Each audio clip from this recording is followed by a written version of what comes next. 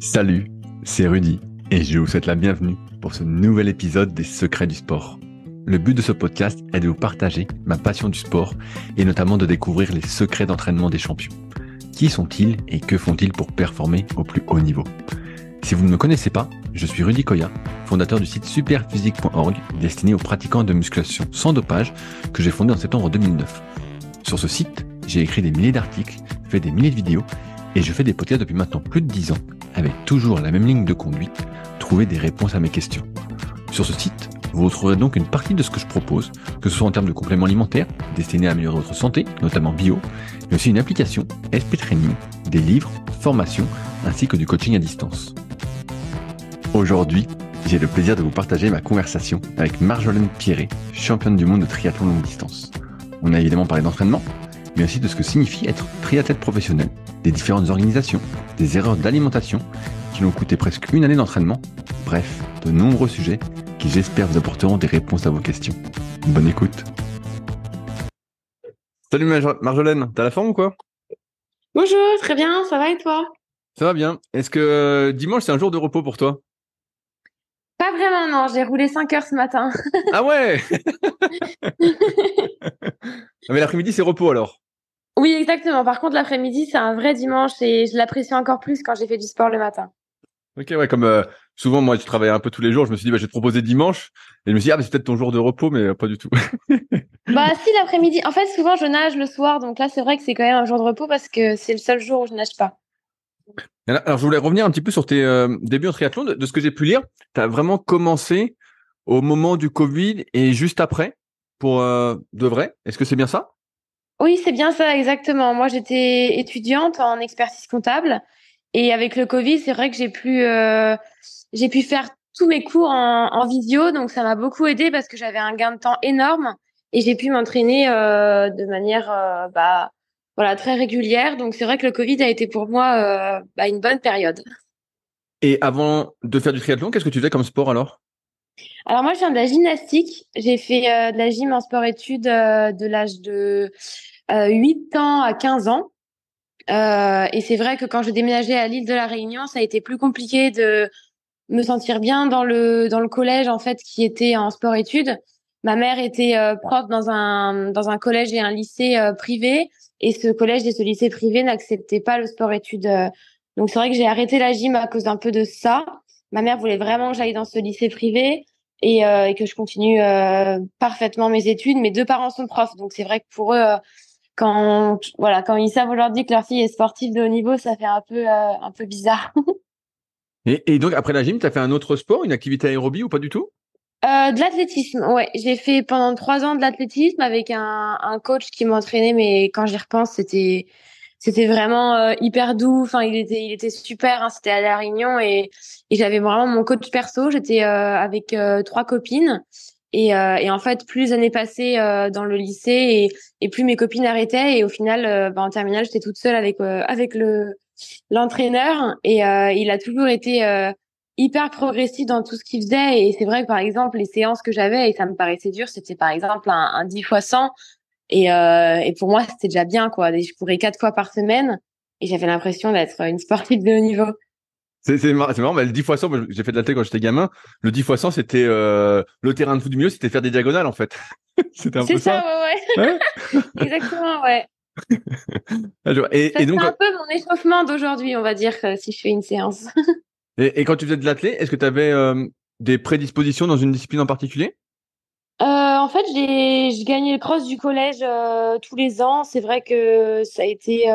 J'étais un peu vue comme dans le collège et dans le lycée la sportive, celle qui faisait de l'athlé. C'est vrai que voilà, j'étais aussi championne de la Réunion. Mais après, comme la Réunion, c'est pas comme en métropole. Hein, il n'y a pas autant de densité, donc voilà, moi je m'amusais et c'est vrai que je voyais un peu qu'il y avait un engouement et les gens me caractérisaient vraiment beaucoup comme une sportive. Donc je pense que oui.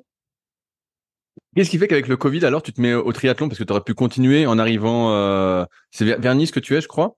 Oui, Euh, exactement. parce En fait, qu'en en fait, ouais, tu vois, tu fais de la course à pied, tu aurais pu te dire, je me lance encore plus dans la course à pied, finalement, et t'as dérivé. Non, en fait, mes deux parents ont fait du triathlon pendant très longtemps, donc je connaissais ce sport. Et à La Réunion, mon père voulait absolument que j'en fasse. Et moi, j'étais pas dans un club, j'adorais l'athlé. Et en fait, j'aimais pas du tout le triathlon parce que j'avais pas les tenues un peu comme tout le monde, la trifonction, tout ça. Donc, j'allais vraiment en touriste sur les compétitions et je détestais ça. Du coup, c'est vrai que des fois, je faisais semblant d'être malade pour pas y aller les week-ends quand il y avait des compétitions. Et en fait, c'est quand je suis arrivée après le bac pour mes études à Aix-en-Provence que je me suis rendu compte que voilà, j'avais vraiment envie de partir dans le triathlon. J'étais allée c'était un week-end où ils présentaient un peu tous les clubs à Aix-en-Provence de sport. Et j'ai hésité entre reprendre la gym et faire du triathlon. J'avais aussi voilà envie de retrouver un peu la gym, ça m'avait beaucoup manqué, mais au final, quand tu te rends compte que t'arrêtes, t'es plus vraiment dans la même dynamique, j'étais plus en sport-études, enfin, je me suis rendu compte que ça allait être plus du sport-loisir et c'est pas trop ce qui me tente. Donc au final, je me suis licenciée au triathlex et j'ai adoré parce que comme mes parents étaient à l'île de la Réunion, très loin, et que tous mes copains de l'école rentraient chez eux les week-ends, bah au final, j'avais des copains qui étaient toujours avec moi le week-end et je voyais du monde. Donc, ça me permettait de passer, enfin, le temps passait plus vite le week-end, quoi. Et ça veut dire que tu as commencé la natation quand même assez jeune, au final, parce que souvent on Ah dit que non, non, pas la du tout. natation, c'est vraiment le point faible un peu quand on commence Ah tard. bah oui, c'est ça, ouais, ouais. Non, moi, j'ai commencé très tard, hein. J'ai vraiment commencé à 18 ans à nager 5 kilomètres par semaine, alors qu'avant, j'en nageais deux parfois, par-ci, par-là. Et non, j'ai vraiment commencé la natation quand je suis arrivée à Aix, mais ça n'avait rien à voir avec ce que je fais encore aujourd'hui. C'est vrai que là, quand je parle avec toi, je me rends compte que, ouais, en 2019, j'ai commencé à vraiment nager, entre guillemets, mais c'est encore un autre monde par rapport à ce que je fais aujourd'hui. Et donc, quand tu rejoins ce club de triathlon, comment ça fonctionne un club de triathlon? Il y a un entraîneur par discipline ou c'est un entraîneur qui fait tout? Oui, en fait, il y avait un coach qui gérait tout le groupe des jeunes et c'est vrai qu'il y avait pas vraiment de jeunes de mon âge parce que tous ceux de mon âge étaient partis faire leurs études dans d'autres villes et ceux qui étaient comme moi arrivés à Aix pour faire leurs études, ils s'étaient pas vraiment mis au triathlon. Bah, en tout cas, il n'y en avait pas de mon âge et du coup, je sympathisais beaucoup plus avec des gens plus âgés qui avaient la trentaine, quoi, on va dire. Et par contre, j'avais des amis de mon âge à l'athlétisme et je continuais à faire l'athlé et le triathlon. Mais c'est vrai qu'à un moment donné, je me suis rendu compte que je faisais tout le temps des séances parce que j'allais à l'athlétisme, il y avait une séance, j'allais en club de triathlon nager, il y avait une séance.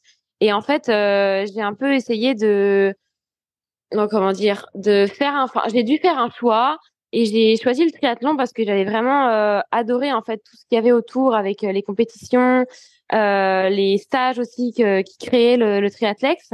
Et en fait, après, j'ai été repérée par un club à Marseille qui était en D1, qui faisait les grands prix de triathlon. Et c'est vrai que je suis partie avec ce club. On a fait des compétitions voilà, qui étaient d'un niveau beaucoup plus relevé, où il y avait Cassandre Beaugrand, Loni Perriot, les filles qui sont qualifiées au JO aujourd'hui. Et c'est vrai que là, je me suis un peu plus professionnalisée, on va dire. Et après est tombé le Covid. Et c'est là que j'ai pris un entraîneur et c'est celui que j'ai aujourd'hui, Yves Cordier, qui me coach toujours. Et de là est parti le long distance. Oui, j'allais dire, parce que tu as commencé finalement par le court distance alors. Oui, alors en fait, j'avais fait un ALF à Aix-en-Provence parce que pour moi, ça avait du sens de faire l'ALF d'Aix parce que j'habitais là-bas. Et c'est vrai que j'avais adoré l'effort parce que moi, j'ai énormément peur du vélo en peloton. C'est-à-dire que, en fait, quand je roule avec des amis, je peux parler avec une personne, celle qui est à côté de moi, mais il faut quand même qu'elle me laisse un peu d'espace, sinon j'ai peur. Et par contre, s'il y en a devant, derrière, alors là, moi, je suis traumatisée. Et en fait, le court distance, c'est du drafting, c'est en peloton. Et en fait, je détestais ça, j'aimais pas du tout. Et quand j'ai fait l'ALF et que j'ai vraiment goûté un peu à cet effort et à la gestion bah, du triathlon longue distance, c'est au final ce qui m'a vraiment plu et ce que j'aime aujourd'hui. C'est quoi le triathlon longue distance? Parce que moi, dans ma tête, avant de faire des recherches, le triathlon longue distance, pour moi, c'était l'Ironman. Et en fait, donc aujourd'hui, je prends un peu d'avance. T'es championne du monde triathlon longue distance. C'est quoi Mm. le triathlon longue distance? Alors, il y a plusieurs distances. C'est vrai que l'Ironman, c'est la plus grande. Donc, ça va être 3 km 8 en natation, 180 en vélo et 42, donc un marathon en course à pied pour finir.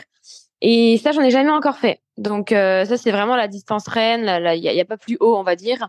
Ça, c'est l'Ironman. Et en fait, il y a aussi l'Alpha Ironman. Donc, c'est la moitié. Un 9 en natation, 90 à vélo et 21 à pied. Et moi, c'est vraiment par là que j'ai commencé, ce que j'ai fait. Et mon titre de championne du monde, c'était encore sur un format différent, mais c'était un format en fait qu'il y avait avant, il était très connu avant. C'est le format 3, 120, 30. Donc 3 km de natation, 120 en vélo et 30 à pied. Et en fait, il y a que sur les championnats du monde World Triathlon qu'il y a ce format-là. Et j'ai vraiment adoré ça. C'était vraiment entre l'half et le full Ironman. Donc c'est vrai que ça m'a permis de mettre un pas de plus vers l'Ironman.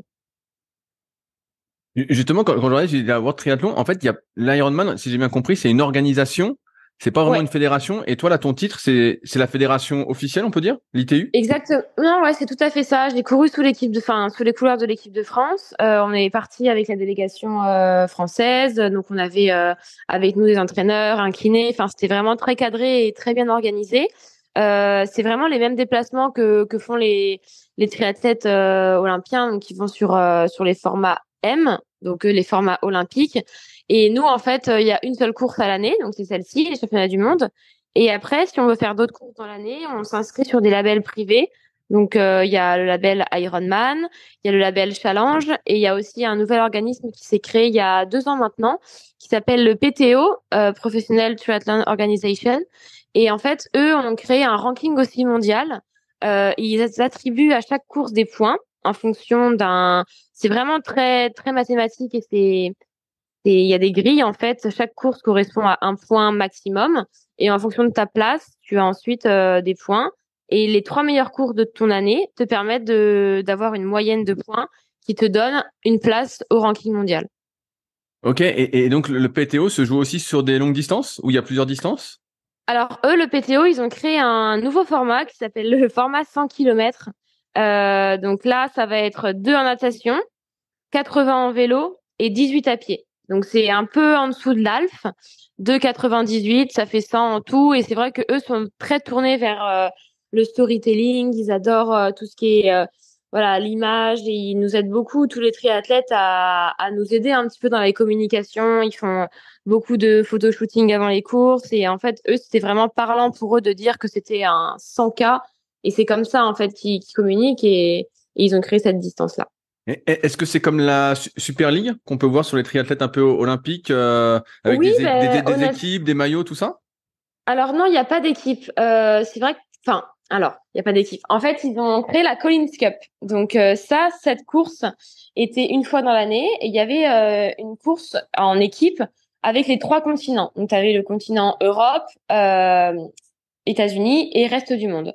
Et en fait, il y a eu cette course-là n'a eu lieu qu'une fois l'année dernière. Cette année, ils n'ont pas pu la faire, mais ils souhaitent les refaire les années suivantes. Donc là, c'est vraiment en format d'équipe qui vont être constituées par pays, enfin par continent plutôt. Et sinon, je trouve que effectivement, c'est un peu comme la Super League parce que voilà, ils font plusieurs courses dans le monde à l'année et ouais, c'est un peu la même dynamique, je pense, qu'ils veulent faire sur les longues distances. Et donc, avec ce PTO Tour, il y a vraiment tout un circuit de courses. Donc, tu pourrais faire, par exemple, des compétitions tous les mois, en exagérant? Car si tu le pouvais. Alors pas pas encore. Ils ont fait que 3 courses là, pour l'instant. Ils veulent monter l'année prochaine à 6, 7 courses. C'est vrai qu'ils sont assez nouveaux, on va dire, et ils essayent un petit peu de faire aussi leur place. Il y a déjà énormément de courses. C'est un peu le souci, c'est que bah il y a le label Ironman qui fait beaucoup de courses, il y a Challenge, là il y a PTO maintenant, et des fois c'est sur les mêmes week-ends. Donc c'est vrai que même sportivement, c'est compliqué après de savoir où est-ce qu'on veut aller, quel choix est le mieux. Et c'est vraiment très compliqué de faire son calendrier et de choisir ses courses. Des fois, on a envie de faire les deux, mais c'est le même jour, donc c'est un peu compliqué. Et j'ai une question à la con. Donc là, tu es championne du monde longue distance officiellement au sein d'une fédération. Est-ce que ça te Mm, donne le statut de sportif de haut niveau, alors que si tu es championne du monde, je dis Ironman, là, tu n'aurais pas le statut de sportif de haut niveau? exactement. Ouais, là, j'ai le statut sportif de haut niveau, donc au ministère des Sports. Et c'est quelque chose qu'on n'a pas quand on est champion du monde à Ironman, par exemple. Ah ouais, ok, bah, je comprends. Tout à l'heure, tu disais que tu faisais des études d'expertise comptable. Oui. Aujourd'hui, tu es triathlète professionnel. Est-ce que tu continues tes études à côté d'expertise comptable? Alors, j'ai fait ça la première année, en 2021. Je menais les deux de front et comme c'était tout nouveau le triathlon, voilà, je me disais pas vraiment professionnel. Je courais en professionnel, mais c'est vrai que voilà, je faisais juste des petites courses comme ça on va dire sous la casquette pro et j'étais classée avec les pros, mais j'étais toujours étudiante. Donc, en termes de tout quoi, dans la vie de tous les jours, j'étais étudiante et je faisais un peu de sport le matin et le soir. Mais c'est vrai que c'était beaucoup trop fatigant, on va dire, même si j'ai beaucoup d'énergie. Je trouvais vraiment que petit à petit, je me sentais plus vraiment bien dans les bancs de la fac et j'avais qu'une envie en fait, c'était d'aller m'entraîner quand j'étais en cours et au final, je me rendais compte que j'étais un peu différente d'avant. Moi, j'ai toujours été très scolaire et j'ai toujours adoré l'école et les cours et quand j'étais en cours, bah je participais énormément parce que en fait, pour moi, quand je partais du lycée ou de l'école, bah c'était fini, j'allais faire du sport. Et par contre, quand j'étais en classe, bah, je pensais pas au sport et j'étais vraiment en cours concentrée pour avoir le moins de travail à faire le soir. Ou... En fait, je travaillais jamais le soir, honnêtement. Je travaillais beaucoup les week-ends et en cours surtout. Et je voulais jamais sortir de la classe sans avoir compris quelque chose parce que je savais que ça allait être un poids que j'allais traîner le soir et les jours d'après et que j'allais pas pouvoir m'entraîner. Et en fait, quand j'ai fait mes études en 2021, ça a un peu changé et quand j'allais en cours, j'arrivais plus à me concentrer, j'arrivais plus à être dans ce que je faisais et en fait, je sortais de cours et j'avais qu'une envie, c'était de faire du sport. Donc, en 2021, quand j'ai gagné mon premier half Ironman au Portugal, j'avais fait 3 jours avant une semaine d'examen qui m'avait énormément fatiguée. Enfin, j'étais allée aux examens pour la première fois de ma vie en sachant pas si j'allais avoir mon examen. Et ouais, franchement, j'ai dû faire un choix parce que bah, je me suis aussi blessée derrière. Enfin, je pense que j'y ai laissé beaucoup de plumes, quoi, à vouloir faire les deux. Ça veut dire quoi, triathlète professionnel? Est-ce que ça veut dire que tu vis du triathlon, Alors, concrètement? c'est vraiment quelque chose qu'on se dit enfin, très souvent avec mon copain Clément Mignon. C'est vrai que on est triathlète. Moi, j'aime pas dire. Pour moi, quand on dit qu'on est triathlète professionnel, c'est que vraiment on en vit et que voilà, on a de quoi vivre tous les mois, enfin, que c'est vraiment un métier, quoi. Et en fait, aujourd'hui, je vis encore avec Clément que des primes de course. Donc, oui, j'ai ma licence en tant que triathlète professionnel et je peux courir comme une professionnelle parce que j'ai rempli les critères qui ont été déterminés par la fédération. Là, j'ai fait championne du monde, donc je peux continuer à être pro enfin l'année suivante, parce qu'en fait chaque année il faut valider les critères pour pouvoir avoir sa licence pro. Mais voilà, de là à en vivre et avoir un salaire régulier, c'est compliqué, surtout que pour les sportifs, ce qui aide vraiment beaucoup, c'est l'armée. Et ça permet vraiment d'avoir un salaire régulier. Et en fait, c'est ce que je dis souvent, ça permet d'être quelqu'un dans la société parce que encore en France aujourd'hui, quand on dit qu'on est sportif, bah c'est compliqué parce que voilà, quand tu veux louer un appartement, quand tu veux prendre une mutuelle et que tu dis que t'es sportif, bah la personne en face de toi, elle comprend pas trop et elle se demande dans quelle case tu rentres et tu rentres dans pas beaucoup de cases au final. Donc c'est un peu compliqué. Et pourquoi là, tu pourrais pas rejoindre l'armée ou la gendarmerie ou avec Bah en fait, comment ton statut? l'armée des champions, par exemple, c'est là où il y a le plus de sportifs, parce qu'en fait, la majorité des sports sont aux Jeux Olympiques. Donc en fait, l'armée des champions, elle est réservée à ceux qui font les Jeux Olympiques. Et comme le longue distance n'est pas aux Jeux Olympiques, c'est vrai que ça pose un peu problème pour ça, parce que bah on rentre pas non plus dans la case armée des champions. Et en fait, oui, enfin, moi, ce que j'aimerais aujourd'hui, c'est pouvoir faire partie quand même de la gendarmerie ou de l'armée pour aussi avoir on va dire autre chose que le triathlon parce que j'adore ça mais c'est bien aussi de voir des gens bah, un peu différents mais qui ont quand même la même passion ou la même vision des choses, le goût de l'effort et le dépassement de soi. Donc ça serait enfin c'est vraiment quelque chose qui pourrait être hyper intéressant sur le plan personnel aussi d'avoir bah, une sorte de petite équipe et de bah, quand j'allais en cours, j'avais mes camarades de classe. Enfin, c'était une sorte de deuxième famille. Et j'aimerais bien vraiment avoir ça aussi dans le sport. C'est vrai que là, c'est un sport qui est déjà très, très personnel. On est avec soi-même dans l'effort. Et si on peut, au long de l'année, avoir des recoupements et être entre sportifs et aussi avec des gens qui, voilà, qui sont soldats, etc., etc., ou gendarmes, Bah, je trouve que ça serait vraiment intéressant, ouais. Ça correspond à quoi les primes en compétition? Imaginons que tu gagnes une compétition du PTO, tu gagnes combien? Alors pour le PTO, c'est 100 000 € le premier. Ah, ça va, tu peux survivre alors si tu gagnes, ça va. Ouais, ouais. Après, faut le Mais gagner, faut, ouais, hein. ouais, Il ouais, y a des faut être filières. premier, mais tu peux t'en sortir. Et donc, ça va jusqu'à combien les primes? Genre si t'es dixième, t'as quelque chose quand même? Oui, en fait, le PTO, l'avantage, c'est que même si t'es dernier, enfin, quand t'es dernier, t'as quelque chose. Mais en fait, c'est parce que souvent, c'est très loin. Cette année, c'était aux États-Unis, à Milwaukee. Donc, en tout cas, en tant que Français, ça fait beaucoup de frais pour aller là-bas. Et c'est vrai que souvent, on rentre pile dans nos frais et on n'en dégage pas beaucoup d'argent avec ces courses-là. C'est vraiment des courses qu'on fait avec Clément sur le plan sportif. Pour nous, ça nous apporte beaucoup parce que c'est vraiment des courses très denses, très difficiles et avec un niveau qu'on a qu'au championnat du monde. Donc, ça permet de s'entraîner un peu avant le championnat du monde et de pas s'entraîner qu'une fois dans l'année. Donc, c'est vraiment intéressant sur le plan sportif. Et donc, t'as des sponsors alors à côté pour pouvoir être professionnel? Oui, oui, petit à petit, voilà, on se crée avec Clément une sorte de petite équipe autour de nous. Donc, on a vraiment voulu avoir les mêmes sponsors parce que pour nous, ça avait du sens. Comme on s'entraîne tous les jours ensemble et qu'on vit ensemble, bah, dans la communication, dans les photos qu'on fait, ça nous paraissait bah, plus sympa, plus fun d'avoir les mêmes. Donc, on s'est rendu compte que c'était un petit peu compliqué parce que bah, on peut pas, à notre niveau, choisir nos sponsors. On va dire que voilà, on voulait tous les deux une marque et bah la marque ne voulait qu'un de nous deux, donc ça a été compliqué un peu au début de réussir tout ça. Au final, j'ai l'impression que des fois, moins tu veux des choses, et plus elles arrivent. Et on a un peu lâché cette idée et bah finalement, on s'est plutôt bien retrouvés. Les marques ont souhaité nous signer tous les deux, donc on a des partenaires qui sont assez différents. On a des partenaires vraiment triathlon avec des équipements tiers, donc il y aura des T-Suisses pour les roues. On a 226 IR sur la nutrition, par exemple. Et après, on a des partenariats aussi qui, pour nous, ont beaucoup de valeur. Et c'est en fait des entreprises, c'est du mécénat.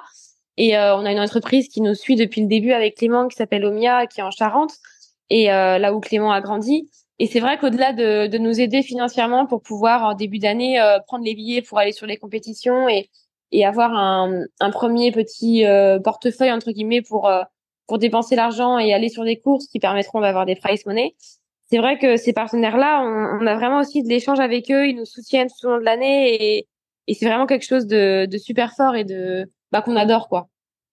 Et donc, grâce à ces sponsors, tu peux quand même donc te considérer comme professionnel et en vivre, je vais pas dire être riche, mais voilà, on va dire sans te soucier du lendemain. Oui, je pense que petit à petit, voilà, l'oiseau fait son nid, comme on dit. C'est vrai que ça fait 2 ans là avec Clément, donc c'est encore frais, hein. Quand on y pense, on a l'impression ça fait super longtemps tellement on a appris de choses et tellement on a rencontré du monde et qu'on a voyagé. Donc c'est vrai que des fois, voilà, il faut se rappeler un peu que ça fait que 2 ans et qu'il y en a, ça fait bah Frodeno, je crois que ça faisait 20 ans. Il disait. Ça faisait ouais, enfin voilà, on est encore un peu bébé triathlète et oui, je pense que petit à petit ça va. C'est vrai qu'il y a des choses qu'on aimerait vraiment débloquer comme avoir un vélo, avoir un partenaire vélo. Pour nous, ça serait l'idéal parce qu'on aurait vraiment un soutien et un service de qualité et c'est vraiment ce qui serait top. Donc ouais, je pense que grâce aux primes de course, on se soucie pas du lendemain un petit peu parce que du coup c'est pas régulier. Enfin, je veux dire, on n'a pas tous les mois un salaire qui tombe. Donc c'est un peu à la fin de l'année où on fait les comptes et on se rend compte que bon bah ouf, on n'a pas trop dépensé et du coup ça passe. Mais ouais, c'est pas hyper, on n'est pas hyper serein tout le temps, quoi. Je trouve ça incroyable ce que tu me dis parce que je me dis t'es championne du monde, donc ton copain Clément est champion du monde aussi, et c'est la galère pour avoir un sponsor vélo quoi. Ouais, je C'est pense que le Covid incroyable. a pas trop aidé. C'est vrai que bah en fait on a vraiment eu contact avec quasiment toutes les marques qui pour nous sont chères. Donc par rapport à il y a 2 ans, voilà, on s'est fait un peu connaître et les marques nous connaissent aussi. Donc voilà, on est un peu plus implanté qu'au début. Donc j'espère que ça va aboutir sur des choses. Mais c'est vrai qu'encore aujourd'hui, bah on a payé nos vélos et en fait avec la crise du Covid, il fallait limite qu'on soit content parce qu'on avait un vélo et il y a des marques qui arrivent plus à en produire ouais, enfin, je pense que le Covid a pas trop aidé sur ça et en fait, les teams aussi, enfin, les équipes, on va dire les marques, elles ont leur team d'athlètes et ils signent pas pour un an. Donc, c'est vrai que, bah, quand ils ont une team d'athlètes, ils peuvent pas non plus en prendre trop. Ou alors, enfin, on n'est pas non plus les meilleurs mondiaux, on n'a pas, c'est vraiment ce qu'on nous Bah, reproche souvent, c'est qu'on n'a pas une longue carrière, en fait. ok, On ok, n'a pas été j'allais les dire, meilleurs. t'es la meilleure mondiale, là, donc, Ouais, après, c'était sur un circuit, enfin, c'était sur le bon, circuit fédéral. C'est ouais. vrai que mais c'est vrai qu'on est jeune et c'est souvent ce qu'on nous dit, bah, on nous dit qu'on a un profil très intéressant, que enfin, voilà, on a de très bons résultats, que c'est super, mais qu'on est jeune et que, bah, en gros, le message qu'ils font passer, c'est que voilà, on doit avoir une longue carrière et on doit prouver qu'on n'est pas là juste pour 2 ans. Donc pour l'instant, voilà, on continue notre petit bonhomme de chemin et en espérant que ça se débloque sur certains points. Ouais, surtout que extérieurement, moi je vois un peu tes réseaux sociaux. Je trouve que c'est des belles photos, c'est pro. Tu vois, on voit que ça donne envie quoi. Tu te dis pas. Ouais, enfin moi j'adore communiquer, on va dire que j'aime vraiment montrer les côtés bah naturels des humains enfin en général, c'est vrai que j'ai toujours communiqué de manière très spontanée et en fait au début c'était que mes copines et mes copains et petit à petit j'avais des gens que je connaissais pas trop et maintenant il y a des gens que je connais pas du tout et d'autres que j'apprends à connaître donc j'ai vraiment enfin j'apprécie vraiment les réseaux sociaux, j'adore les photos, j'ai toujours adoré ça, les vidéos, enfin j'adore tout ça. C'est vrai que c'est aussi un point sur lequel j'aimerais vraiment me pencher avec voilà quelqu'un qui puisse me suivre sur l'année, faire des photos beaucoup plus de qualité. Là, c'est Clément qui me fait ça avec son téléphone et voilà, il a aussi besoin de s'entraîner et on se fait ça entre nous. Mais c'est vrai que voilà, moi, c'est un aspect que j'aimerais vraiment développer parce que j'adore ça, j'adore les photos et j'adore la vidéo. Donc, enfin, j'espère aussi dans le futur pouvoir trouver quelqu'un qui m'accompagne sur ce plan-là pour ouais, pour développer encore cet aspect-là. Ouais, moi je trouve que c'est très bien ce que tu fais sur Insta. Et puis j'ai vu que tu t'es lancé un peu sur YouTube, donc un peu Oui, moins ouais.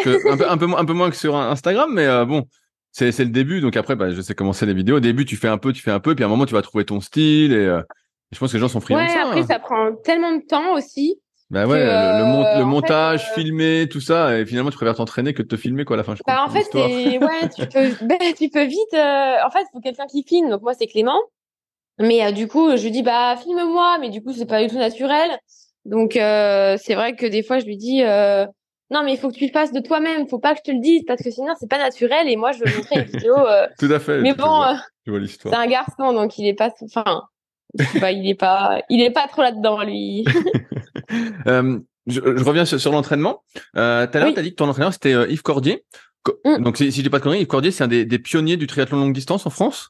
C'est bien ça? Oui, ouais, alors moi en fait j'ai fait du triathlon mais je connaissais pas du tout le triathlon et du coup tout le monde me disait ouais mais c'est Yves Cordier mais c'est la légende du triathlon français et en fait bah je savais qu'il avait gagné enfin je savais pas vraiment tout ce qu'il avait fait et c'est vrai que je le voyais pas comme certains le voient comme Ah, ouais le comme une pionnier. bête, quoi. Une bête du Ouais, triathlon, quoi. enfin si, ça je le vois à l'entraînement parce qu'on s'entraîne ensemble.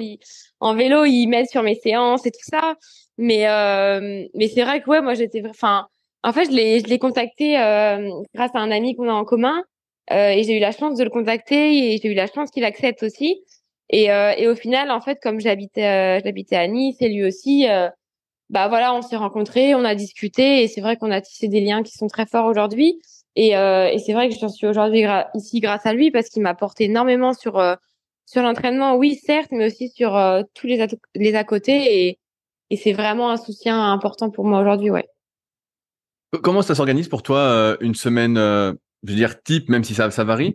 Tu t'entraînes combien de fois par semaine, par exemple? Je m'entraîne tous les jours. J'ai rarement des jours de repos. Ce sera des jours qui seront un peu plus simples, on va dire. Mais j'ai pas de jour de repos off complet. C'est vrai que des fois, en fait, plus ça avançait avec Yves et plus je me posais des questions et je me disais, mais pourquoi je fais pas ça? Pourquoi je fais pas ci? Et en fait, bah voilà, je pense que le plus important, c'est d'arriver à trouver des choses qui nous correspondent à nous et pas calquer des modèles. Et Yves, c'est ce qu'il m'a expliqué. Il m'a dit, mais en fait, avec toi, c'est un peu compliqué parce que je t'entraîne comme j'ai jamais entraîné quelqu'un parce que il te faut tellement peu et ça marche tellement bien que j'ai pas envie d'en rajouter pour que ça aille trop vite. Et du coup, même lui, il était un peu au début, enfin, il me disait il était un peu étonné. Et en fait, en 2-3 ans, on n'aurait jamais pensé en être là aujourd'hui. Et c'est vrai que, enfin, moi, enfin, il y a encore 2 ans, je roulais pas sur un chrono, quoi. Donc, c'est vrai que tout a beaucoup changé très rapidement, mais on essaye de garder quand même notre base en fait du début. Donc je m'entraîne pas énormément, mais je m'entraîne tous les jours quand même. C'est Et quoi, c'est j'alterne. quoi, c'est quoi pas énormément? Parce que là, quand je t'entends, je me dis que tu voulais peut-être t'entraîner 25-30 heures dès le début et en fait, tu fais 20 heures, quoi. C'est ça? Oui, oui, oui, ouais, je fais 20 heures. Ouais. Ouais, donc c'est ouais, c'est quand même pas mal. Ça va. Oui, mais par rapport enfin, moi j'ai commencé le triathlon en 2021 à 20 heures, mais avant 2021, je faisais 10 heures de sport par semaine. Et donc là, ça fait 2 ans, donc t'es toujours à 20 heures par semaine alors. Oui, oui, par contre, enfin, on est très, très régulier dans tout ce qu'on fait. C'est vrai que j'ai vraiment une trame que je répète toutes les semaines. Et bah, à part l'année dernière où j'ai été blessée, là, ça a été plus compliqué parce que je me suis entraînée, bah, pas beaucoup du tout. Enfin, en tout cas, en course à pied, j'ai pas couru pendant 7 mois, sur 12. Donc, c'est vrai que c'était assez compliqué. Mais ça, c'était vraiment par rapport à ma vision que j'avais du sport et qui était vraiment mauvaise sur la partie de nutrition. Et en fait, je me suis sous-alimentée et je me suis fait des fractures de fatigue à force de trop taper dedans, quoi. Quand tu dis sous-alimenté, ça veut dire que tu sais combien de calories tu mangeais à peu près, ou vraiment des exemples de repas? Tu mangeais des repas, par exemple, sans féculents, sans source de glucides?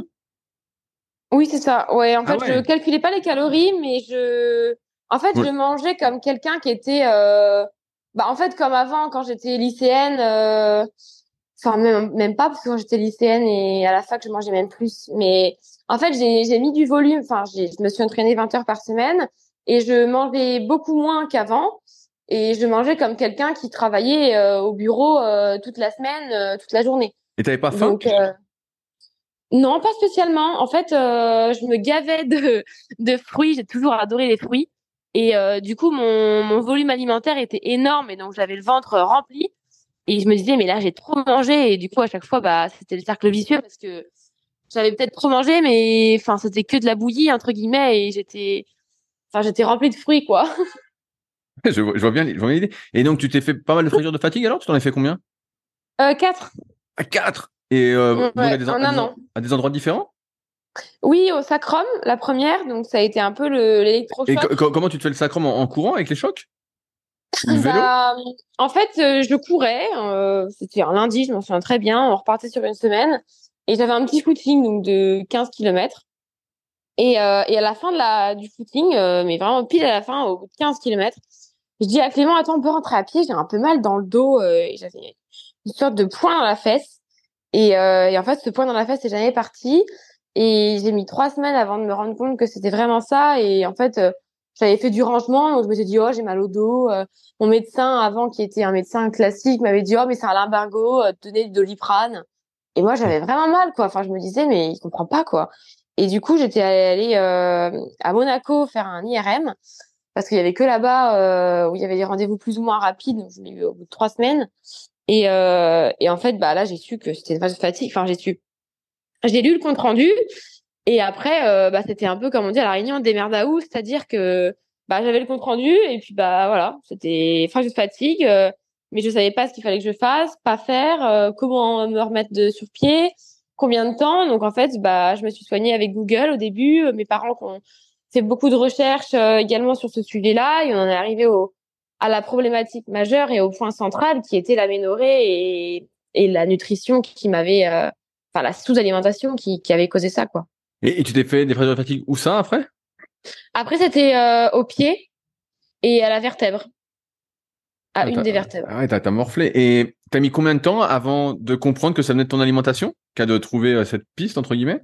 Bon, pas longtemps, hein, parce que je me souviens, c'était un samedi quand j'ai eu le compte rendu pour le sacrum, donc la première en mars 2022.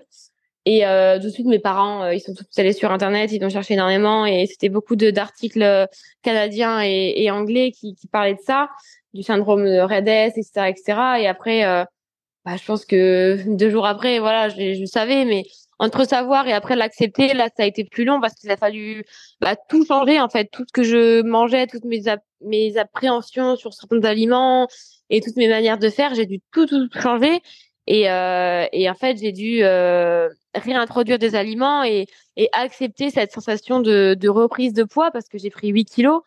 Et en fait, enfin, clairement, j'ai un nouveau corps et il a fallu aussi accepter tout ça et cette nouvelle forme et des endroits un peu plus mous qu'avant et être moins un squelette, quoi.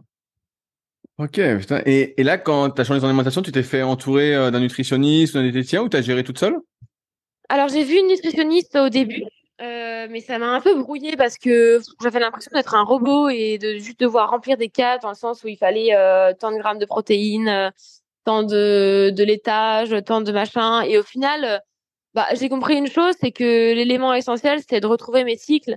Et mes cycles, enfin, ils vont revenir qu'avec de la graisse parce que c'est là que l'œstrogène et, et au final, j'avais qu'une chose à faire, c'était de manger jusqu'à ce que mes cycles reviennent. Et en fait, manger, c'est manger équilibré, c'est-à-dire un peu de tout, mais pas en excès.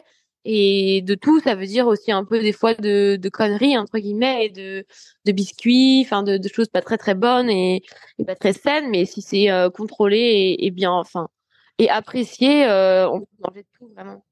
Ouais, mais j'allais dire avec 20 heures d'entraînement par semaine, donc c'est quand même un gros volume d'entraînement. Franchement, tu peux manger, tu peux y aller, quoi. Tu- Ouais, en plus, j'avais l'exemple de Clément qui, lui, mange vraiment n'importe quoi et il mange des kilos de Nutella, des chocs à pic, enfin, des Oh là petits là, gifs. faut pas dire ça. Ça, ouais, mais tout le monde le sait. Enfin, je veux dire, lui, c'est vraiment, c'est l'exemple même voilà, il montre que, on s'en fout et que l'important, c'est le jour de la course, et c'est au moment des entraînements clés où il faut passer les séances, il faut bien récupérer et si tu arrives à récupérer en te faisant un plaisir ou en mangeant une tartine de Nutella, tant mieux, t'as récupéré, c'est l'essentiel au final. Et donc, depuis que tu remontes et que tu as pris 8 kilos, maintenant c'est ton poids de forme? Tu es stable à ton poids 8 kilos de plus que ta méforme? Je sais pas trop, c'est vrai que je sais pas trop encore quel est mon poids de forme, ça fait ouais, non, même pas. Ouais, allez, 6 mois que j'ai vraiment stabilisé mon poids parce qu'au début, ça faisait que monter. Et je me disais, mais ça va s'arrêter où? Et en fait, là, enfin, au bout d'un moment, on a tous un poids référence et, qui est déterminé par qui on est, par ce que nos parents nous ont donné. Et on a tous une morphologie plus ou moins faite. Et au final, une fois qu'on se retrouve dans notre corps et dans notre morphologie, voilà, on a plus des variations comme ça de poids et on arrive à être stable.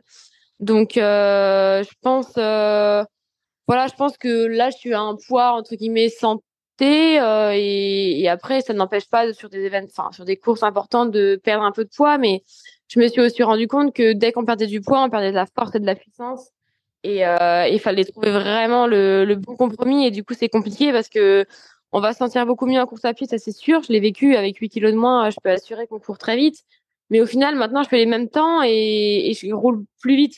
Donc, par contre, quand je cours, j'ai pas les mêmes sensations, ça c'est sûr. On se sent beaucoup plus puissante et moins aérienne, mais voilà, si la finalité c'est que on fait toujours les mêmes temps et qu'en plus on avance plus vite dans les autres disciplines, c'est tout bénéfice et enfin c'est que du bénéfice. Et même dans la vie de tous les jours, j'ai moins froid dès qu'il y a un coup de vent. Dans la piscine, j'avais tout le temps froid et c'était une lutte contre moi-même pour m'entraîner parce que la piscine elle était tout le monde l'a trouvé super bonne, enfin bonne, et moi j'avais super froid. Et en fait, j'étais tout le temps fatiguée. Enfin, il y avait plein d'à côté qui étaient comme ça et qui étaient pas évidents à gérer au final. Est-ce que t'as encore des séquelles de ces fractures de fatigue ou t'as plus rien du tout maintenant? Non, je pense pas. Alors les séquelles, elles vont être mentales dans le sens où dès que j'ai une douleur, j'ai peur que ce soit ça. C'est vrai que on a toujours cette appréhension d'être blessé parce que les phases de fatigue, en fait, c'est ce que je disais, c'est très long à guérir. Voilà, c'est très long, mais les autres blessures aussi, elles sont très longues. Une tendinite, ça peut être super long. Mais en fait, la difficulté de la fracture de fatigue, c'est qu'on a mal tout le temps. C'est-à-dire que tu te lèves le matin, tu vas prendre ton petit déjeuner, donc tu fais 3 pas, t'as mal. Alors que la tendinite, bah des fois c'est que à l'effort ou bah au début t'as mal tout le temps, mais je veux dire après ça passe et t'as mal que quand tu fais tel ou tel exercice. Et c'est vrai que la fâcheuse fatigue, bah elle te lâche pas pendant X semaines et celle du sacrum, elle a quand même duré 14 semaines. Donc 14 semaines à avoir tout le temps mal quand on marche, quand on se lève et enfin tout le temps, c'était horrible parce que bah en plus c'était la première, donc j'avais tellement de choses à changer dans mes pensées et tout ça que ça a été dur d'accepter et de bah déjà de rien faire parce que le sacrum c'est quand même le milieu un peu central, donc quand tu nages bah il y a pas de battement parce que ça te fait mal, quand tu marches bah faut un peu éviter. J'avais l'impression d'être vraiment clouée là dans mon lit et de rien pouvoir faire quoi. Heureusement que c'est passé, quoi. Ah oui oui, oui ouais. Non, je le souhaite à personne. Ah ouais. Je reviens sur ton entraînement. Donc 20 heures, ça fait combien de séances par semaine? Est-ce que tu doubles souvent tes journées? Est-ce que tu triples des fois? Non, je triple jamais. J'aime pas ça. C'est aussi voilà quelque chose qu'on fait beaucoup avec Yves, c'est bah qu'est-ce que t'aimes et qu'est-ce que t'aimes pas, dans le sens où l'entraînement ça doit pas être un supplice. Enfin moi je l'ai toujours vu depuis que je suis petite comme un moment où c'est un moment libératoire. Bah c'était après mes cours et voilà je me libérais, je pouvais penser à autre chose et me défouler. Donc pour moi, faire du sport, ça reste toujours ça, la base et le plus important. Et tripler, pour moi, ça me ferait tellement courir dans la journée et toujours être en basket ou en cuissard ou en sueur que j'aime pas. Moi, j'aime bien m'entraîner, mais après avoir un moment où, bah voilà, je suis plutôt habillée normalement, où je fais une autre activité, je travaille un petit peu, je boutine. Je fais la cuisine, enfin vraiment quelque chose de totalement différent. Et après, pourquoi pas le soir refaire un petit entraînement. Donc c'est vrai que moi je fais toujours 2 entraînements par jour avec bah toujours la natation parce que c'est vrai que c'est un sport qui permet bah, de déjà de se rafraîchir, de aussi enlever un petit peu les toxines et les courbatures. Donc c'est vrai que c'est toujours agréable de d'aller nager et puis bah parfois bah il y a une séance parce qu'il faut progresser. Donc ouais, c'est des journées de natation et après j'alterne vélo course à pied. Ok. Et sur l'entraînement, là, au début, tu disais que tu avais rejoint un club. Est-ce que tu t'entraînes toujours toute seule ou juste avec Clément ou des fois avec Yves peut-être? Ou tu as un groupe d'entraînement aussi, des partenaires d'entraînement? Alors moi, je suis au club de l'île de la Réunion, celui de mon papa, qu'il a créé un peu pour moi bah, quand on était à la Réunion. Donc c'est vrai que j'ai une licence chez lui, mais je m'entraîne avec les gens de son club quand je vais à la Réunion quelques fois. Mais sinon, globalement, je suis toujours avec Clément. Toute la semaine, je suis avec Clément et tous les week-ends, je suis avec Clément et Yves. Ok. Et donc, bah alors, cet exemple-là, tout à l'heure, tu parlais d'un footing. Imaginons que Clément, il a un footing aussi à faire. Il va pas aller à la même vitesse que toi. Donc, finalement, tu fais ton footing un peu toute seule? Non, les footings, il les fait avec moi. Ah, ok. Donc Ah, il est sympa. ouais.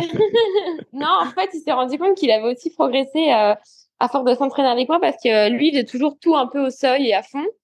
Et en fait, ça lui a un peu appris à faire des choses plus lentement. Et du coup, enfin, lui, ça l'a plutôt aidé. Moi, il m'aidait parce que du coup, bah, c'était plutôt dans sa roue et du coup, voilà, j'étais un peu au seuil, etc., etc. Et lui, bah, des fois, il pouvait récupérer un peu plus que s'il était tout seul. Parce que tout seul, bah, il se mettait un peu plus mal. Et ouais, non, les footings, on les fait toujours ensemble. Après, on n'a pas forcément tout le temps les mêmes entraînements parce qu'on n'a pas les mêmes entraîneurs, mais on va être ensemble sur la récup et enfin, sur l'échauffement et sur la récup. Et le corps de séance, bah, il partira faire sa séance et moi, je ferai aussi ma séance. Ça permet d'être ensemble, mais aussi un peu, bah, chacun dans sa bulle, quoi.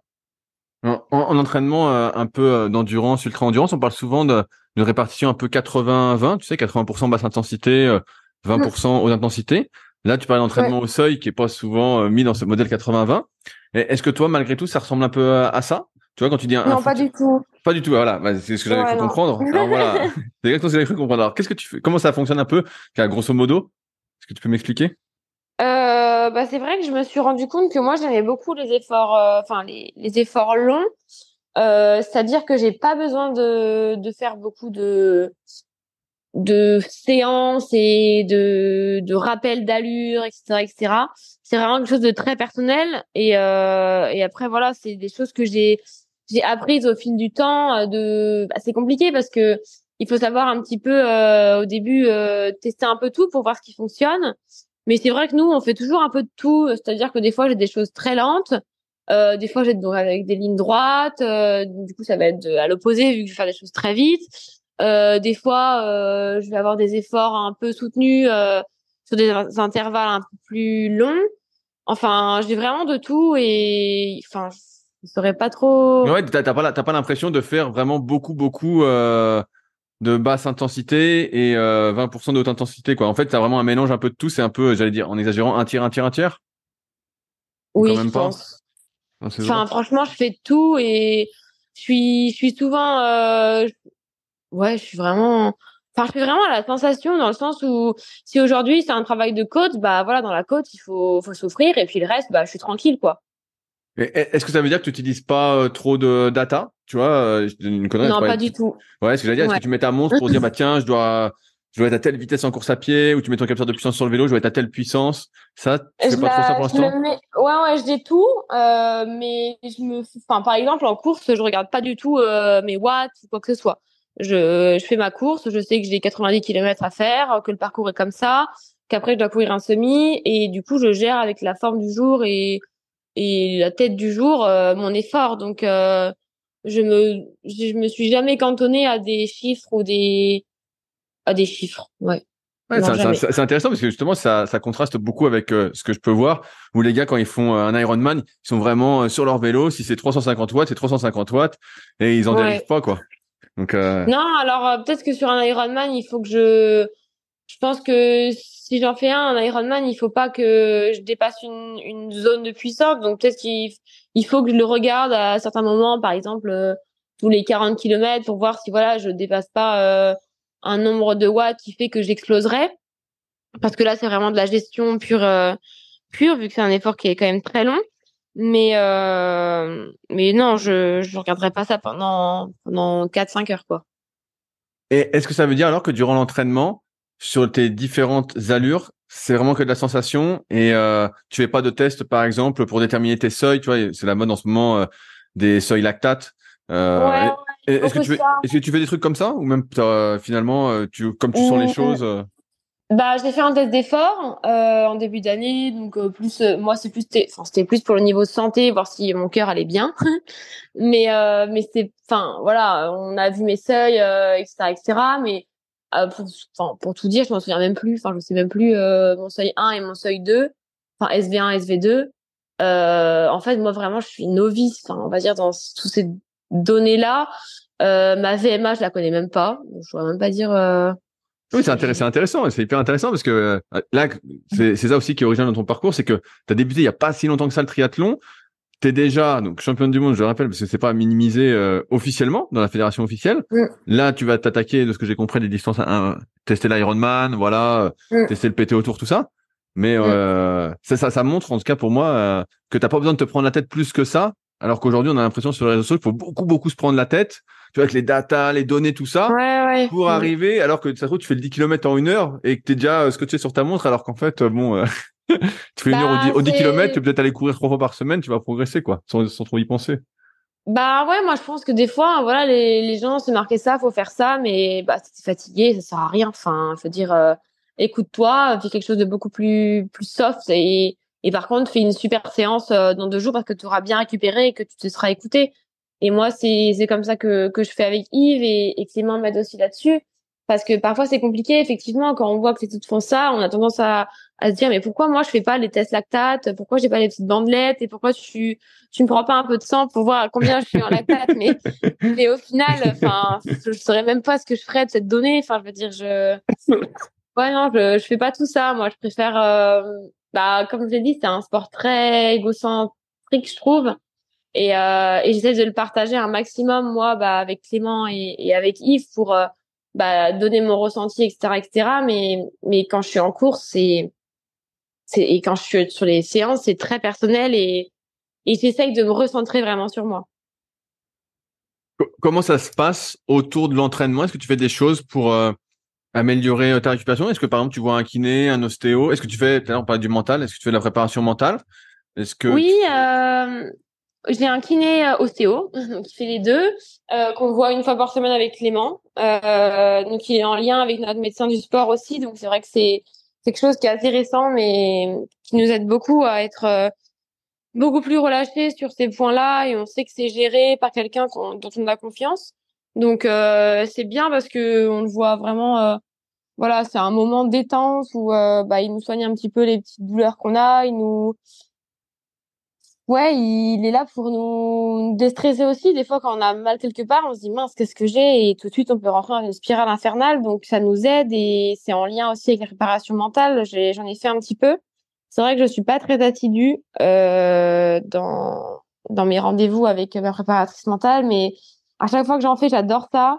Et en fait, j'arrive pas à me tenir à le voir enfin à la voir régulièrement, mais je pense que c'est quelque chose de super intéressant et qui peut aider beaucoup d'athlètes. Donc moi j'en fais quand j'en ressens le besoin, mais peut-être qu'il faudrait pas en ressentir le besoin et en faire plus régulièrement. Ça je sais pas, mais moi voilà, je fais pas de manière ponctuelle, c'est plus quand j'en ai besoin. Est-ce qu'autour de l'entraînement, tu fais, peut-être c'est aussi un peu en vogue, les pistolets de massage, les automassages, les bottes de compression pour la récup, tout ça, tu fais des choses comme ça? Oui, j'ai des bottes de compression, donc que je fais quand Clément veut pas me masser. Mais sinon, Clément, il me masse beaucoup et ça m'aide vachement pour récupérer. Ça, c'est sûr que tous les soirs, j'ai un petit massage qui dure plus ou moins longtemps, mais peu importe la durée, il m'aide à. Enfin, ça fait énormément de bien les massages. Moi, j'adore et quand il a pas trop envie et qu'il est fatigué, bah je mets les bottes, c'est bien aussi. Ok. Comment elle se passe ta vie autour de l'entraînement? Parce que tu dis que tu t'entraînes donc 2 fois par jour. Qu'est-ce que tu fais un peu de tes temps libres? Est-ce que tu as une vie sociale? Est-ce que tu sors? Parce que j'imagine qu'avec même avec un rythme de 20 heures, qui pour toi semble pas important, mais qui est déjà important pour la plupart des gens Non, qui non, nous oui, c'est écoutent. important, ouais. Non, non, Ouais, je dis pas tu tout vois, ça. comment ça se passe? Est-ce que tu as de l'énergie? Est-ce que tu sors au restaurant? Est-ce que tu as des repas de famille? Comment ça se passe un peu autour? Non, non, mais je disais pas que, enfin, 20 heures, c'est beaucoup, hein. Moi, je sais qu'au début, je savais même pas comment je faisais les 20 heures, mais c'est plutôt par rapport à mes concurrentes. Mais encore une fois, là, je compare, mais c'est pas bien du tout de faire ça. Mais par rapport aux autres, j'ai l'impression, ouais, que je fais pas grand-chose, mais ça me suffit parce que c'est vrai que pour les à côté, ça laisse peu de temps parce que ça prend beaucoup de temps. Le triathlon, c'est très chronophage. Et, euh, et en fait, bah, qu'est-ce que je fais? Alors, si on s'accorde des... Alors, la vie sociale, c'est vrai que c'est compliqué parce que il faut des gens comme nous, sinon on voit pas beaucoup de monde ou du moins chacun a son emploi du temps. Et sur Nice, bah, quand on est arrivé ici, on connaissait pas grand monde. Autant à Aix, j'ai plein de tous mes copains de la fac, donc c'est vrai que j'aurais beaucoup plus de moyens de sortir le soir, faire des restos ou aller boire un verre. Et à Nice, on est beaucoup plus tous les deux avec Clément, donc on se fait toujours un ou des petits restos. Nous, on aime beaucoup Nice pour ça aussi, c'est qu'il y a une vie très citadine et c'est quelque chose qu'on adore. On fait un peu des boutiques, on flâne. Enfin, c'est des choses que vraiment j'apprécie de faire en dehors du triathlon. Et après, pour tout ce qui est le côté famille, bah moi, comme mes parents sont à l'île de la Réunion, c'est un peu compliqué parce que je les vois très rarement depuis que j'ai 18 ans. Je les vois 2 fois par an. Donc c'est vrai que quand je les vois, par contre, je profite à fond et ça me fait un bien fou quoi de les avoir. Et là vraiment, on va dire que je m'entraîne, mais par contre, je néglige un peu la récup parce que je passe beaucoup plus de temps avec eux. Donc à l'année, dès que je m'entraîne pas, bah je fais entre guillemets rien, je récupère ou je fais les tâches ménagères. Et en fait, la journée, elle passe trop vite à chaque fois. Le soir, je me dis mais comment c'est passé aussi vite? C'est quoi tes objectifs aujourd'hui? Est-ce que c'est te diriger vers l'Ironman? Oui, bah franchement, quand j'ai commencé le triathlon, j'aurais voulu faire un Ironman, ça c'est sûr. J'aurais jamais pensé le faire aussi rapidement, enfin le programmer aussi rapidement. C'est vrai que ouais, c'est un objectif clairement parce que l'année dernière, je suis allée à Hawaï enfin pour accompagner Clément qui faisait lui les championnats du monde là-bas et j'ai vu tout l'engouement qu'il y avait autour de l'Ironman et vraiment, enfin que ça soit au niveau des partenaires, au niveau des athlètes, il y a vraiment quelque chose là-bas qui est très spécial et maintenant c'est 1 an sur 2 avec Nice, mais Hawaï, je pense que ouais c'est quelque chose enfin en tout cas c'est ce qui m'a donné envie de faire un full. Parce que pour moi, c'était à faire quoi. Enfin, Hawaï, c'est Hawaï et c'est incroyable. Donc ouais, moi c'est quelque chose que je me suis mise en tête pour les années futures. Et après, il y a aussi le tout ce qui est PTO, parce que moi j'ai vraiment envie de me concentrer sur les championnats du monde, donc Half Ironman, Ironman et ces championnats et aussi les championnats du monde que j'ai remportés cette année. Et en fait, ça va passer par faire des courses PTO pour être dans la dynamique, pour être dans la densité, pour que ça soit dur du début jusqu'à la dernière seconde où il faut être à fond. Et c'est ça que j'ai envie de faire. Et ça me permettra aussi de rejoindre un autre objectif qui est de me classer du mieux possible sur le ranking mondial. Comment on se qualifie pour le championnat du monde Ironman professionnel? Et est-ce que Alors en fait, ça marche avec le PTO? Parce que tu parles d'un ranking. Est-ce qu'il y a un autre ranking pour se qualifier? Ou c'est le même? non, pas du tout. Ironman, en fait, ils ont des courses à l'année. Et sur chaque course, ils déterminent un nombre de slots. Par exemple, je sais pas moi, 110.3 Dex, il y aura 2 places pour les championnats du monde. Donc, si tu fais dans les 2 premières, t'as ton slot. Mais par contre, si les 2 premières l'ont déjà, parce qu'elles l'ont déjà eu sur une autre course, bah ça décale. C'est-à-dire que la 3 et la 4 peuvent l'avoir.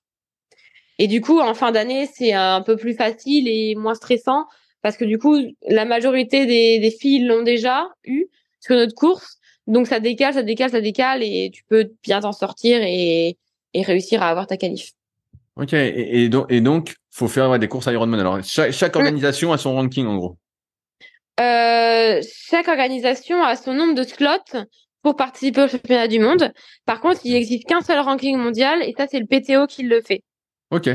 Et toi, t'es classé combien sur le PTO alors? Là, je Pour suis l'instant? 15e. Ah ouais, bah, donc c'est super. En 4 ans d'entraînement. Ouais, c'est énorme. Je veux revenir sur un truc que tu as dit. J'ai bien compris que tu entraînais beaucoup, tu vois, la sensation que c'était vraiment une expression de toi.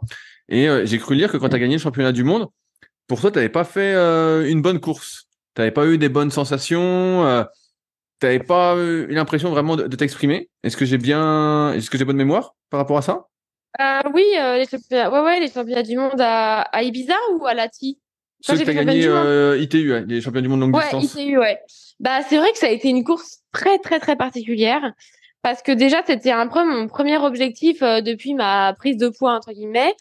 Et du coup, c'était un peu le nouveau moi et l'année dernière, j'avais fait que très peu d'entraînement et j'avais été beaucoup blessée. Donc, c'est vrai que c'était un peu aussi la course un peu, bah, à voir, quoi, comment ça se passe. Et en fait, j'ai fait que des trucs que j'avais jamais fait. Donc, c'est-à-dire que je sors devant. Au bout d'1 kilomètre de vélo, je me retrouve première. Et là, je me dis, mais qu'est-ce qui se passe? Enfin, pourquoi je suis là? Et en fait, j'ai fait la course et j'ai mené la course bah, du kilomètre 1 en vélo jusqu'à l'arrivée. Et il y avait 120 kilomètres de vélo et 30 à pied. Donc là, je me suis dit, mais pourquoi je fais du long? Ça serait beaucoup plus rapide de faire une distance S. Mais c'était super long parce que j'étais toute seule et enfin, être placée, c'était hyper compliqué parce que t'as pas d'objectif devant toi, t'es devant et bah ouais, c'est cool, t'es Mais devant, mais il faut quand en même y même temps, aller. tu vas pas faire de drafting. Donc, s'il y avait eu quelqu'un devant, tu l'aurais vu au loin, quoi. Ouais, mais enfin, je veux dire, on est projeté vers l'avant en fait. Ok. Moi, j'ai toujours fait des courses toute seule, c'est-à-dire que quand je doublais quelqu'un, je le doublais, c'est-à-dire que j'ai jamais fait une course où pendant 90 kilomètres, j'étais avec deux, trois filles et on collaborait ou enfin voilà, j'ai jamais fait ça. Je me suis toujours retrouvée dans des groupes à les passer ou on me passait, c'est-à-dire que j'ai toujours fait tout toute seule. Et c'est vrai que bah, là encore, j'avais tout fait toute seule, mais toute seule devant. Donc c'était vraiment différent parce que j'avais pas de projection, enfin de projection. En fait, enfin ouais, c'était bizarre et du coup voilà, j'ai essayé de rester vraiment dans mon effort et bah là, ça a pris tout son sens parce que j'étais face à moi-même quoi. En fait, la première c'était moi et je voulais être première, donc bah fallait rester avec soi-même. Et ouais, enfin. Je pense qu'en vélo, j'étais dans un super jour et je m'en suis pas rendu compte. J'étais bien, quoi. Enfin, je veux dire, c'était dur, très très dur, mais voilà, j'ai gardé le cap, la distance grandissait avec Kat Matthews sur le premier tour et je me disais bon bah ça peut le faire, etc., etc. Mais il y a quand même 30 kilomètres à pied, mais au moins j'ai un peu d'avance. Et à pied, bah en fait, j'avais 8 minutes d'avance et bah il y avait pas beaucoup de risques à prendre, quoi. Du coup, c'est vrai que ça a été une course. Plus dans la gestion, quoi. Ok, ouais, un peu comme en Ironman pour Ouais, la plupart, quoi. ouais, c'est ça. C'est peut-être ce qui t'attend alors sur Ironman, merde. Ouais, ouais. On va voir si j'arrive à. C'est vrai que ouais, ça a été. Même je suis arrivée et je me souviens, j'étais. Enfin ouais, c'était. Je sais pas, c'était bizarre. J'ai eu beaucoup plus de difficultés sur d'autres courses que sur celle-ci et ouais, c'était étrange. Bah, Moi, j'ai envie de penser que quand la course, je comprends ce que tu dis, mais quand la course est facile, et que tu gagnes, tu te dis, putain, j'ai encore de la marge, tu vois, ça fait comme si tu pouvais encore faire mieux, quoi.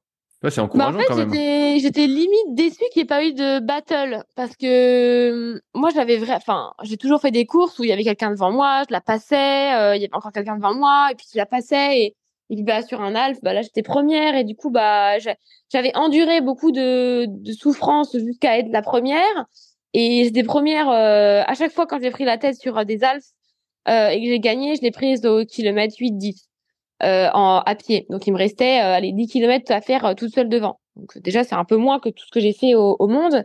Et il y avait eu cette sensation de combat et d'aller vers l'avant, en fait. Et là, au monde, bah, je suis sortie de l'eau, j'ai mis mes chaussures, hop, je passe devant. Et bah voilà, ça s'est arrêté là, quoi. Mon combat, enfin, mon combat. J'ai pas eu de fight avec quelqu'un où on me double et je la redouble. Et du coup, ouais, c'est ça qui a été bizarre, je pense. Je vois tout à fait, mais. Et quand t'as franchi la ligne, t'étais quand même contente? Oui, bah oui, oui, bien Ouais, sûr, quand ouais. même. Non, non, mais oui, enfin, en fait, je réalisais pas du tout ce qui s'était passé. C'était plus, mais comment j'ai pu faire ça? Enfin, c'était trop bizarre. J'étais trop contente, mais je me disais, mais j'avais vraiment l'impression d'être toute seule. J'avais vu aucune de mes concurrentes sur la course. Et je sais pas, j'avais l'impression que bizarre. Et je voulais revenir aussi sur un truc que tu as dit tout à l'heure concernant les petites douleurs. Parce que souvent, on a l'impression, du moins pour beaucoup de personnes, que quand tu es sportif, en fait, bah, t'as pas de petites douleurs. Et toi, t'en as parlé un petit peu tout à l'heure. Ça ressemble à quoi tes petites douleurs? En fait, c'est des petites tendinites, des petites tensions que tu ressens régulièrement? Ouais, enfin, j'ai tout le temps des petites douleurs. C'est-à-dire que des fois, je vais me lever, je vais avoir mal au tibia. Je vais me dire, bah, pourquoi j'ai mal au tibia? Enfin, ça va être des douleurs un peu bizarres où on a mal sur un endroit bah, où il n'y a pas grand-chose. Et bah, au final, t'as un peu mal sur les 10 premières minutes du footing. Après, ça part. Et puis après, t'as un peu mal au talon. Mais enfin, c'est des douleurs d'entraînement. Enfin, c'est des douleurs un peu comme ça de vie, quoi, je pense. Et c'est plus des petites gênes et t'as l'impression que t'as une douleur, mais au final, elle s'en va. Donc, bah, tant mieux. Ouais, ouais, non, mais je t'en fais parler parce que pour moi, c'est quelque chose aussi de naturel. En fait, tu t'entraînes. Même quand tu fais rien, de toute façon, t'as des petites douleurs. Donc, en fait, pour moi, ça Oui, fait c'est ça, partie un peu c'est du plus jeu. des Donc, tensions. Ouais, bah, c'est un peu comme, je sais pas, moi, quand quelqu'un qui fait beaucoup de route, bah, il a mal au dos, bah, il va sortir de la voiture, il va marcher un peu, et le lendemain, il aura plus mal. Bah, c'est pareil. C'est un peu des choses pareilles où t'as un peu mal quelque part, et puis après, bah, tu bouges un peu, et puis tu forces dessus, et puis ça s'en va. j'ai une dernière question un peu polémique, mais comme tu es récente dans le milieu, je sais pas un peu comment tu vois les choses. Mm. Moi, je suis très extérieur au milieu du triathlon. Est-ce que tu penses que au très très haut niveau, les meilleurs des meilleurs des meilleurs du monde, par exemple en Ironman, Ironwoman, est-ce qu'il y a du dopage?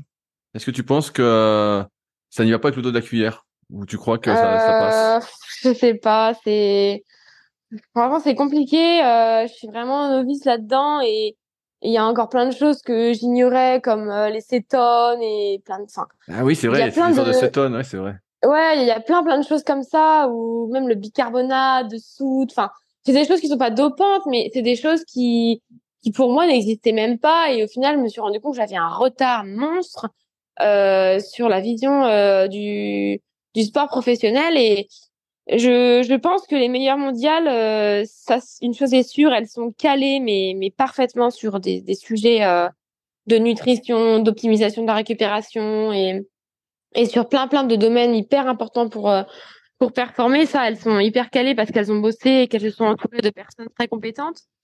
Après, il y a des choses, moi, qui m'étonnent dans le sens où quand je vois ouais, des athlètes très secs et pas blessé et performé et pas régressé. Enfin, je veux dire, moi, je l'ai vu, j'étais blessée parce que j'étais trop maigre et je sais pas comment on peut perdurer comme ça et être aussi sec et aussi, ouais, il y a des choses qui m'étonnent un petit peu. Après, j'ose croire à la beauté du sport et j'espère que leur ADN et leur essence, c'est de se dépasser et enfin voilà, comme moi, de se prouver à nous-mêmes qu'on est capable de faire mieux du mieux du mieux.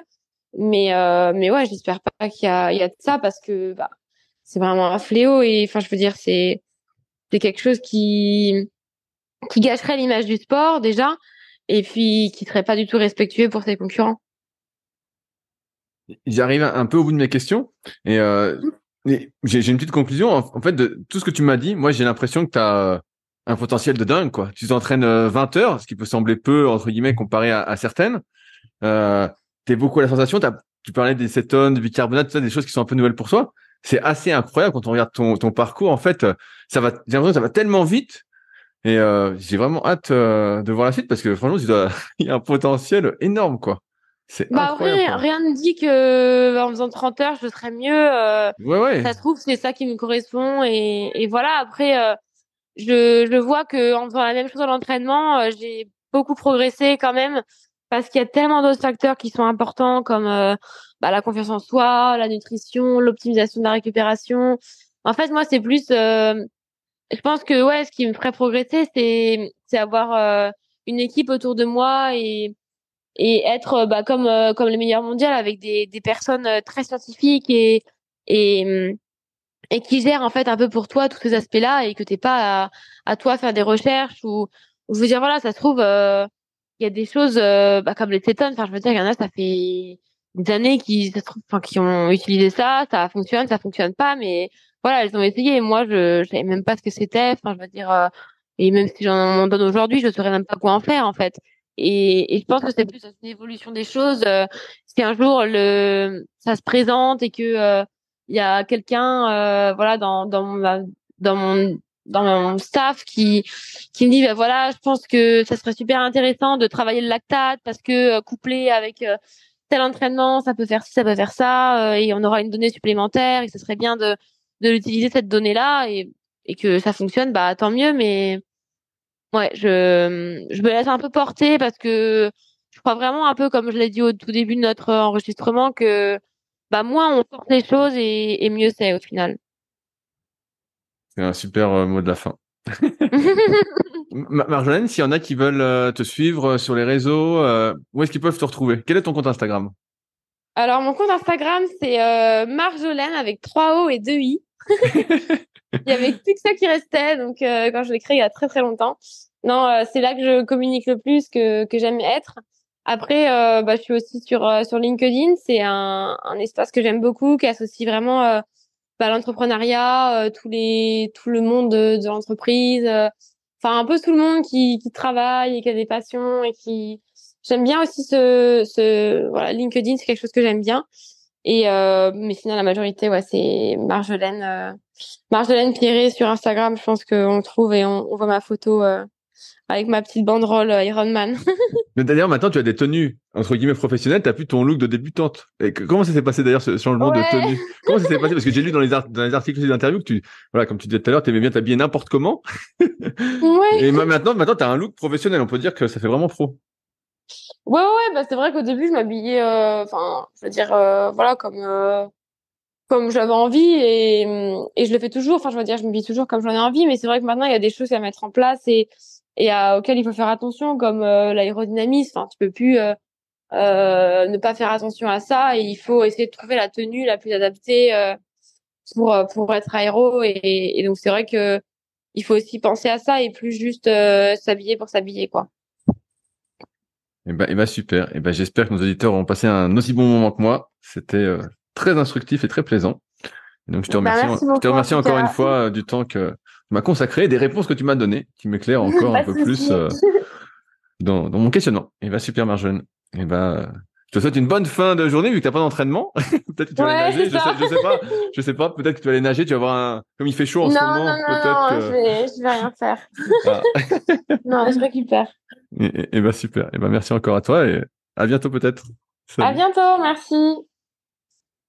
Si vous êtes encore là, c'est sans doute que l'épisode vous a plu. Dans ce cas, je vous invite grandement à m'aider à faire grandir ce podcast en mettant une note de 5 étoiles et un commentaire d'encouragement sur l'application de podcast où vous l'écoutez et plus particulièrement sur l'application podcast d'Apple. Cela m'aidera d'autant plus à accueillir les meilleurs athlètes et spécialistes français de l'entraînement grâce à la crédibilité que vous me donnerez. En attendant, je vous souhaite un bon entraînement et à la semaine prochaine.